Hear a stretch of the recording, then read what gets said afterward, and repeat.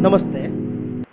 My knowledge my growth में आपको स्वागत। आज हम जानेंगे वेपर रेफ्रिजरेशन साइकिल के बारे में।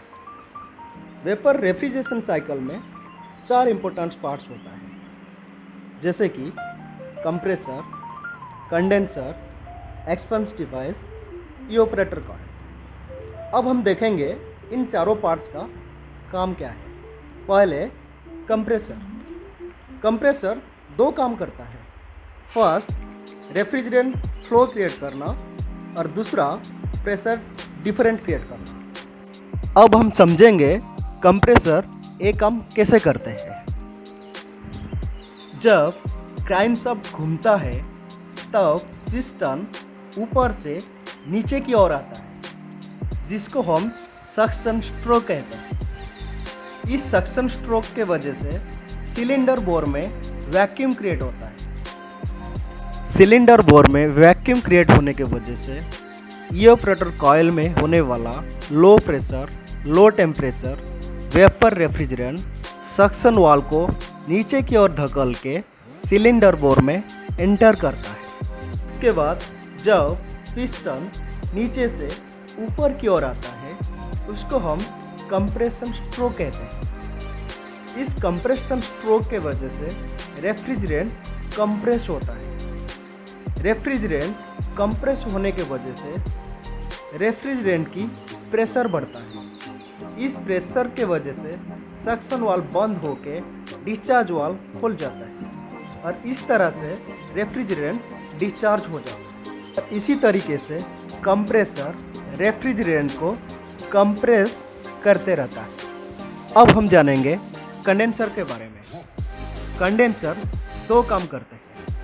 पहले रेफ्रिजरेंट हीट को बाहर निकालना और दूसरा वेपर रेफ्रिजरेंट को लिक्विड रेफ्रिजरेंट में कन्वर्ट करना।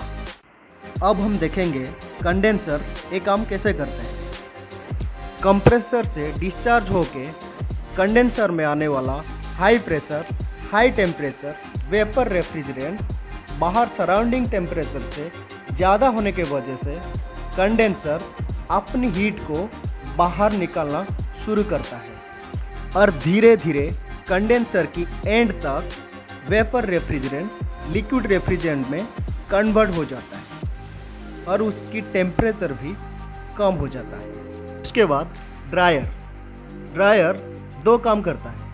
फर्स्ट, रेफ्रिजरेंट को फिल्टर करना और सेकेंड, मॉइस्चर को ऑब्जर्व करना। ड्रायर एक काम कैसे करते हैं।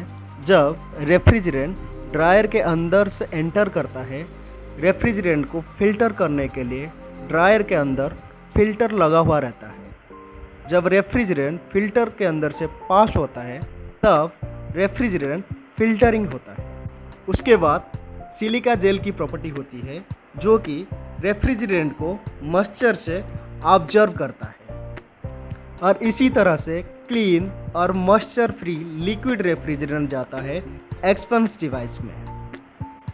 एक्सपेंस डिवाइस की काम होती है रेफ्रिजरेंट प्रेशर को कम करना। एक्सपेंस डिवाइस एक काम कैसे करते हैं। रेफ्रिजरेंट प्रेशर को कम करने के लिए एक्सपेंस डिवाइस में छोटा सा होल रहता है। जब रेफ्रिजरेंट इस छेद में से पास होता है तब रेफ्रिजरेंट को रेस्ट्रिक्शन व रेजिस्टेंस सफ़र होता है, जिसके वजह से रेफ्रिजरेंट की प्रेशर कम होता है और low temperature, low pressure liquid refrigerant आता है इवेपोरेटर कॉइल में। इवेपोरेटर कॉइल 2 काम करता है। फर्स्ट, बाहर टेम्परेचर को ऑब्जर्व करना और दूसरा लिक्विड रेफ्रिजरेंट को वेपर रेफ्रिजरेंट में कन्वर्ट करना। इवेपोरेटर कॉइल ये काम कैसे करते हैं।